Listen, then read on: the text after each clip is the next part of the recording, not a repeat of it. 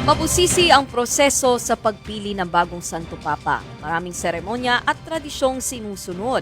Pero ano nga ba ang kabuuang nangyayari sa conclave habang nakakandado ang mga kardinal sa loob ng Sistine Chapel at malayo sa impluwensya ng publiko? Narito ang report ni Cheryl Cosip. Makasaysayan ng Sistine Chapel sa Vatican. Sa loob ng kapilyang ito, bubuo ng pinakamahalagang desisyon ang mga kardinal. Ang pagpili sa pinakamataas na lider ng simbahang katolika, ang magsisilbing ika-267 Santo Papa. Mula ang salitang conclave sa Latin na conclavis o ang kahulugan ay with a key o may susi. Literal na ikinakandado ang mga kardinal sa loob ng Sistine Chapel. Bawal ang cellphone, internet at dyaryo sa loob para hindi maimpluwensyahan ang kanilang pagdedesisyon. Isa-isang ipapatong ng mga kardinal ang kanilang mga palad sa Biblia na nasa gitna ng Sistine Chapel. Sasambitin ang oath of secrecy. Pangakong pananatilihing sekreto ang mangyayaring botohan. Sunod dyan, magdedeklara ng extra omnes na ang ibig sabihin, everyone out. Dapat nang lumabas ang sino mang hindi kasali sa botohan. 133 cardinal electors lang ang matitira. Paglalabas ng lahat, mga cardinal electors na lang, ibibigay na yung mga balot sa kanila.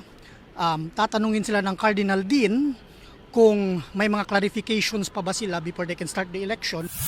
Pipili ng 3 grupo ng kardinal para bantayan ang boto. May grupo ng scrutineer o tagabilang ng boto. Meron ding mga revisor na silang magdo-double check. At ang mga infirmary o mga mangongolekta ng boto ng mga kardinal na biglaang hindi nakadalo sa conclave dahil may sakit. May katagang Latin sa taas na ang ibig sabihin ay I elect as Supreme Pontiff. Sa ibaba nito, isusulat ang pangalan ng kanilang iboboto. Isa-isang pupunta ang mga kardinal sa altar, manunumpa at ihuhulog ang balota sa lalagyan. Dito na magsisimula ang bilangan. Kapag tapos ng basahin ang kada balota, bubutasan ito gamit ang karayom at isusuot sa sinulid.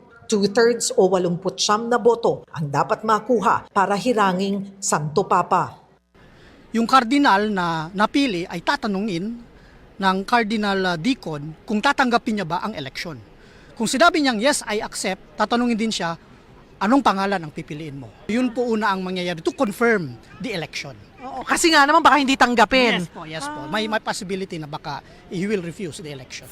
Mahalaga ang pagpili ng pangalang gagamitin ng susunod na Pope. Paano po namimili ng pangalan ang bagong pili po na Santo Papa? The Pope-elect would be inspired to choose a name based on the kind of perspective or the kind of spirit that he wishes to introduce to the church.